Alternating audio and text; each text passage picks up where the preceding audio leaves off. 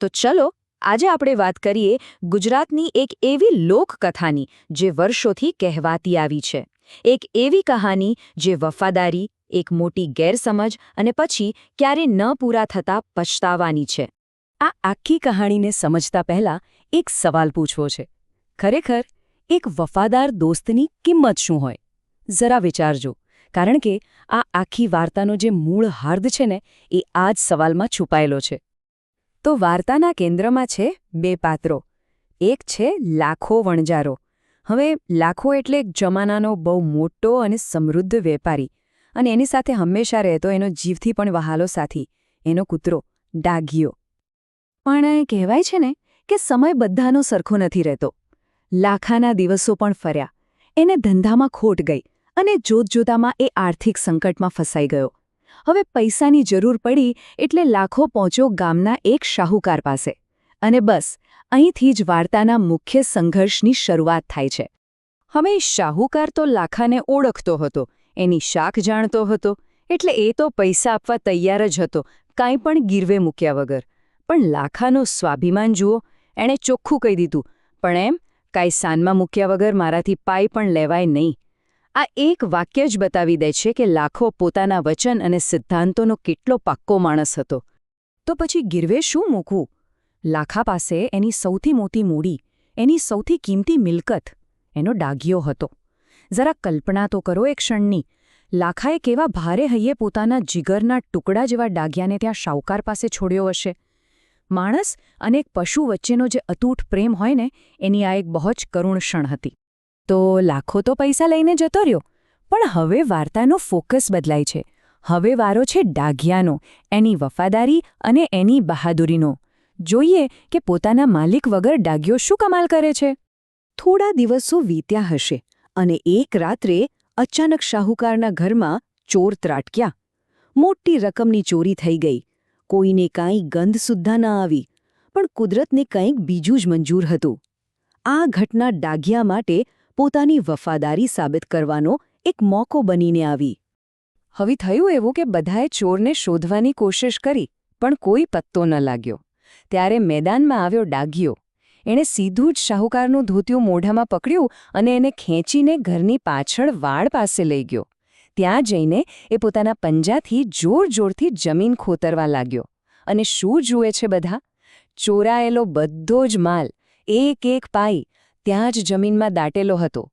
આ અબોલ જીવે એકલા હાથે શાહુકારની આખી મૂડી બચાવી લીધી.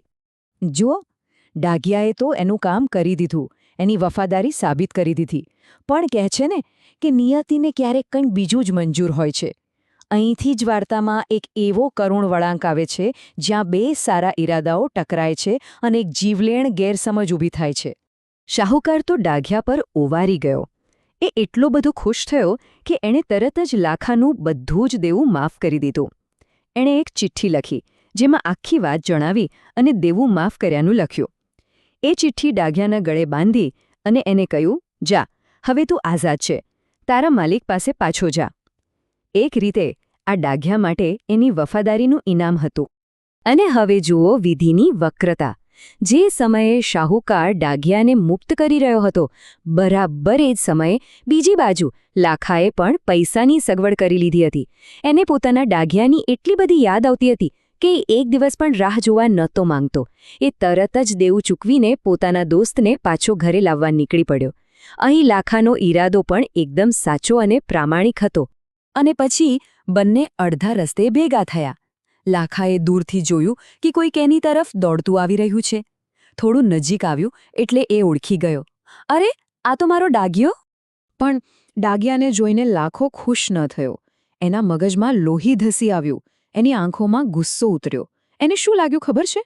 એના મનમાં એક જ વિચાર આવ્યો, અરે રામ, આ કૂતરાએ તો મારી આબરૂના ધજાગરા કરી નાખ્યા. મેં એને ગીરવે મૂક્યો અને આ ત્યાંથી ભાગી આવ્યો. એણે મારો વિશ્વાસ તોડ્યો. અને બસ એ એક જ સેકન્ડની ગેરસમજ, એ એક જ ખોટો વિચાર અને બધું જ ખતમ. પોતાના ખોટા અભિમાનમાં લાખાએ ડાઘિયા સામે જોયું પણ નહીં, એનાથી મોં ફેરવી લીધું. બિચારો ડાઘિયો, જે માલિકના પ્રેમ માટે, એક શાબાશી માટે દોડતો આવ્યો હતો, એને બદલામાં મળ્યો તિરસ્કાર. એક પળનો ગુસ્સો, અને એનું પરિણામ આવ્યું ભયંકર. હવે જે થવાનું છે એ આ વાર્તાનો સૌથી કરુણ, સૌથી દુઃખદાયક ભાગ છે. લાખાના એ ઉતાવળિયા નિર્ણયનું શું પરિણામ આવ્યું એ હવે જોઈએ. માલિકનો આવો તિરસ્કાર એ વફાદાર જાનવરથી સહન ન થયો. એ ત્યાં જ થીજી ગયો અને બીજી જ ક્ષણે એણે દોડીને પાસે પડેલા એક પથ્થર પર પોતાનું માથું પછાડીને જીવ દઈ દીધો. એ અબોલ જીવ ત્યાં જ ઢળી પડ્યો. લાખો તો હજી ગુસ્સામાં જ હતો. એ સીધો શાહુકારના ઘરે પહોંચ્યો પૈસા પાછા આપવા. પણ ત્યાં જઈને જ્યારે શાહુકાર પાસેથી એને ડાઘિયાની બહાદુરીની આખી વાત સાંભળી, જ્યારે એને ડાઘિયાના ગળે બાંધેલી ચિઠ્ઠી વાંચી, ત્યારે એના પગ નીચેથી જમીન સરકી ગઈ. એને સમજાયું કે એણે શું કરી નાખ્યું હતું. એના હાથે કેવો અનર્થ થઈ ગયો હતો. એક ક્ષણે લાખા પર જે વીતી હશે એની કલ્પના કરવી પણ મુશ્કેલ છે. એના પછતાવાનો કોઈ પાર નહોતો. જે વફાદાર મિત્ર પર એણે શંકા કરી એ જ મિત્રે એને દેવામાંથી મુક્ત કરાવ્યો હતો. આ અપરાધનો બોજ હવે એને આખી જિંદગી વેંઢારવાનો હતો. હવે લાખો શું કરે? એ ભારે પગલે પાછો ફર્યો. પોતાની ભૂલના પસ્તાવામાં, પોતાના મિત્રની યાદમાં એણે નક્કી કર્યું કે એ એની યાદને અમર બનાવશે. જે જગ્યાએ ડાઘિયાએ પ્રાણ ત્યાગ્યા હતા, બરાબર એ જ જગ્યાએ લાખારે એક વિશાળ સરોવર બંધાવ્યો, જે આજે પણ ડાગાસર નામે ઓળખાય છે. અને ખાસ વાત એ છે કે આ કોઈ મનઘડંત કહાણી નથી. આ ડાઢાસર સરોવર આજે પણ ઉત્તર ગુજરાતમાં રાધનપુર પાસે હયાત છે. જાણે કે એ સરોવર આજે પણ આપણને એ વફાદારીની અને એક ઉતાવળિયા નિર્ણયના પસ્તાવાની યાદ અપાવતું સદીઓથી ત્યાં ઊભું છે. તો આ વાર્તા પૂરી થાય છે, પણ એક સવાલ છોડી જાય છે, આપણા સૌએ વિચારવા જેવો સવાલ, કે જીવનમાં કેટલી વાર આવું બને છે જ્યારે ફક્ત એક પળનો ગુસ્સો, એક નાની ગેરસમજ બધું જ કાયમ માટે બદલી નાખે છે.